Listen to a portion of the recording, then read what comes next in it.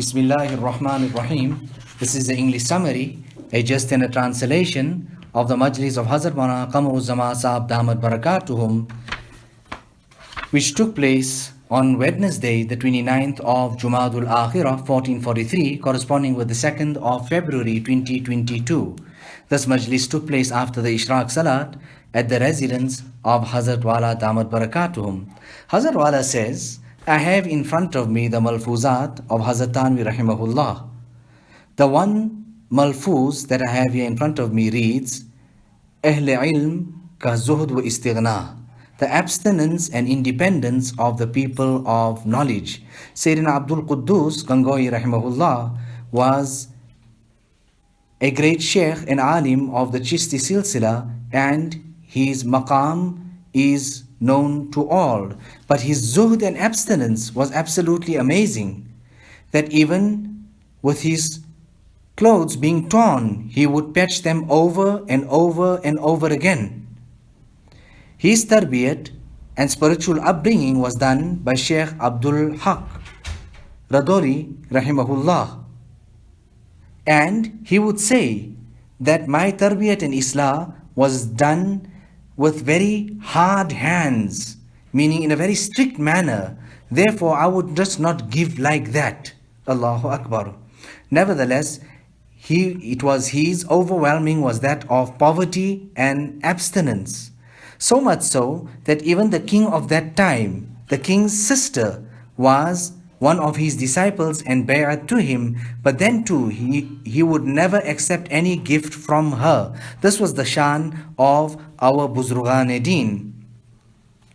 And we read there also, we learning from that article that Hazrat Wala is reading, that if it was not against the tariqah and the style of our Buzrugan-e-Din, then we would have given the woman also khilafat. But Hazrat Wala is saying that from our mashayikh as well, there were so many who gave the woman folk mashayikh, gave them khilafat. The examples of Rabia Basriya Rahimahullah. And from the woman also, there were many people that came to Hazrat Maulana Shah Wasiullah Sahab. And from their silsilas, they had a woman in between, amongst the links. Nevertheless, on certain occasions where restlessness would come about, anxiety, etc., he would say to the people at home that don't worry, the means of convenience, luxury and comfort is being prepared for us. He actually was referring to that of the akhirat. You know, he used to walk in the home, and if his wife had that jewelry on her neck or on her hands, he would say that I get the smell of dunya coming from this home. Nevertheless, on one occasion, the wife even mentioned to one of the Buzurgan that were passing by about this, that the time has come for Ruknuddin to get married, and what would we even do? Meaning that there was nothing. At that time, that sheikh even scolded at that time. And he had the right, he was of that caliber. And he said, of course, that amount you need. Yes, what's happening today is nothing but extravagance and wastage. Allah subhanahu wa ta'ala protect us all.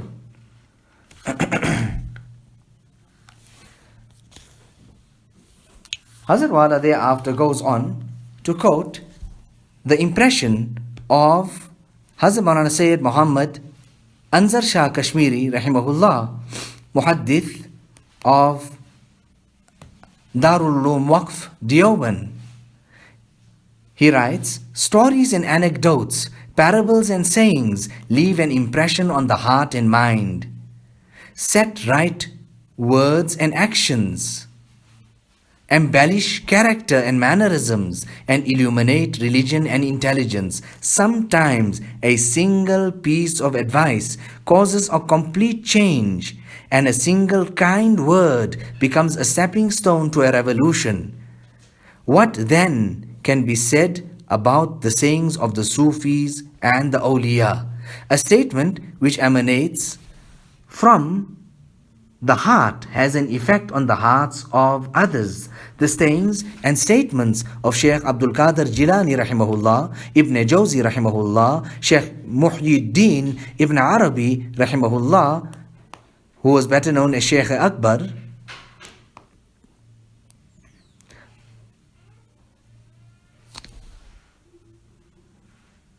Sultanul Hind, Hazrat Mu'inuddin Chishti rahimahullah, Mahbub Ilahi Delvi rahimahullah, Khaja Nasiruddin Chirag Delvi rahimahullah, and others changed the lives of thousands of people. Fawaidul Fuad is a collection of sayings which had a profound effect on even a person like Amir Khusru. From amongst the latter saints, the sayings and statements of Hakimul Ummah, Mujaddidul Asr, Maulana Tanvi rahimahullah are a copious ocean of sciences and a curing prescription for rectification in Islah, a direct influence on the heart and a welcoming knock on the door of the mind. Studying those sayings presents before us the scene of the assemblies of the dervish and the great saint of Tanabawan.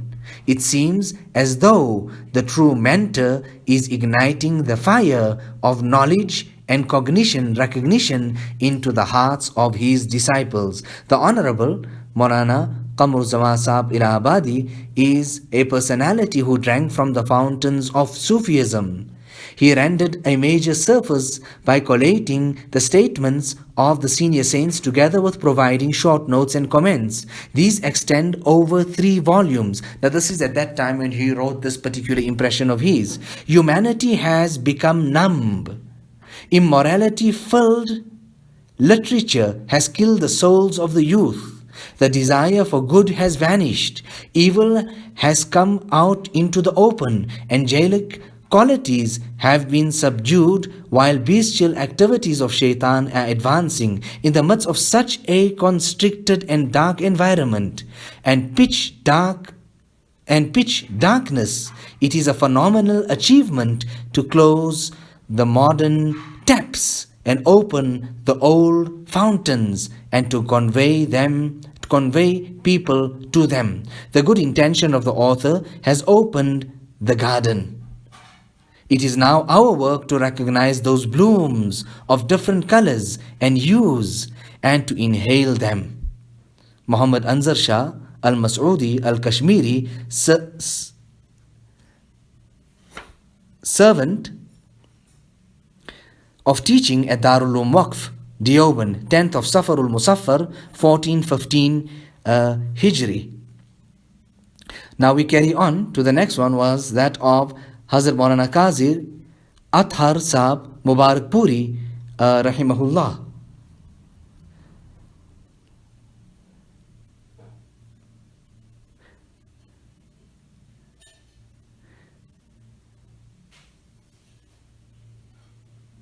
I'm just trying to get that.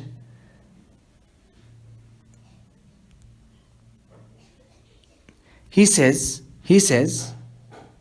what do you have? He says, Hazrat Abu Abdullah Harith Ibn Asad al-Muhasibi Baghdadi rahimahullah was an authority on the Quran and Sunnah and the head of the saints of his time.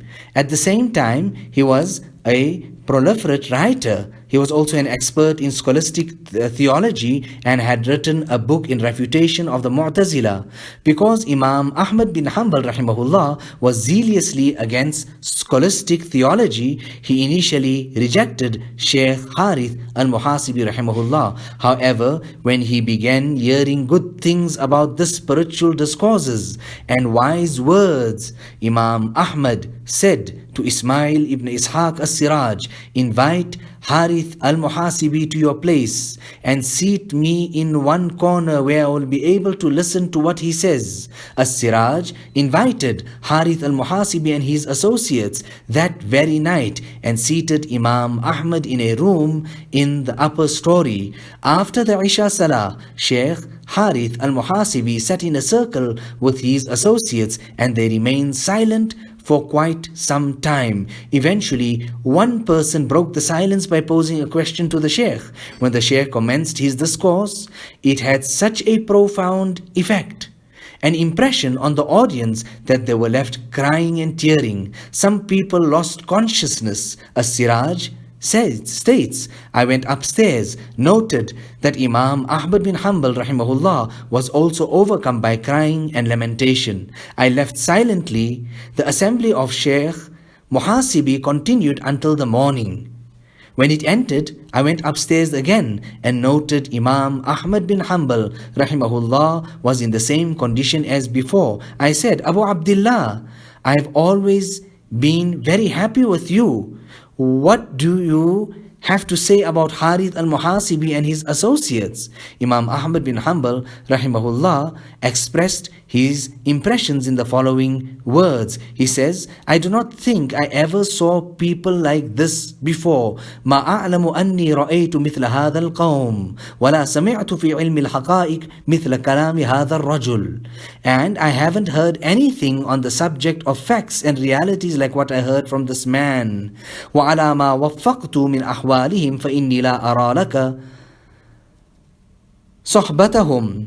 After learning about their conditions, I do not think it's suitable for you to remain in their company. After relating this incident in Tabaqat al-Shafi'iyya, Imam Tajuddin al-Subki rahimahullah writes that the reason for Imam Ahmad bin Hanbal rahimahullah stopping As-Siraj from the company of these people. Now, of course, you heard there on top, he actually said that he was stopping As-Siraj from joining the company of these people. Why was this? Because he hadn't reached their rank and level as yet.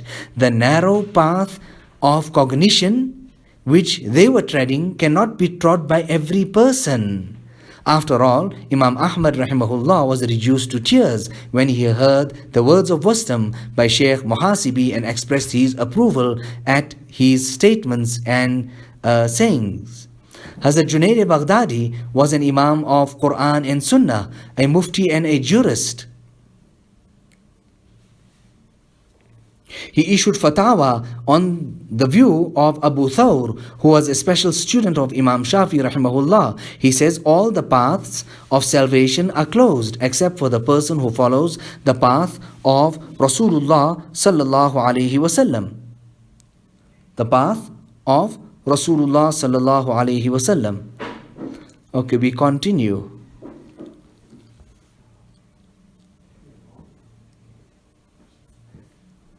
Bearing in mind the eternalness, comprehensiveness, and usefulness of their sayings and statements, the assemblies, lectures, statements are found to a greater extent in books on abstinence and piety and the ranks of the Sufis. On the other hand, we know little about their personal lives. This has been the norm with the biographers on this subject in the past and in the present. Consequently, their spiritual blessings continue to this day, and the latter generations are able to maintain a spiritual link with the former generations through this golden chain. Aqwal as-Salaf is also a link in this chain, the 5th volume of which is in the hands of the reader. 4 volumes were published before this, and they enjoyed wide approval amongst the religious and the academic circles. The need, importance, and usefulness of this book can be ascertained from this. The compiler of this book, Hazrat Maulana Qamaruzzaman, is a scholar who combines the Shariat and the Tariqat.